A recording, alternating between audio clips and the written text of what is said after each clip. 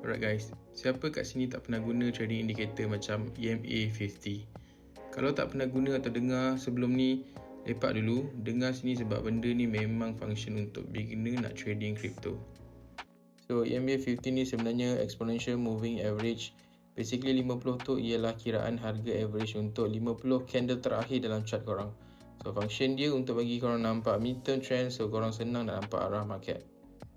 Okay korang, aku tunjuk example macam mana nak guna dia. So line hijau dekat sini ialah EMA 50. So basically bila candle berada dekat atas line itu, maksudnya buyers nak buy ataupun trend bullish. Bila candle dekat bawah line tu bermaksud buyers nak sell ataupun trend bearish. Indikator EMA 50 ni juga function sebab dia cukup panjang untuk smooth trend tapi cukup pendek untuk cepat detect perubahan trend.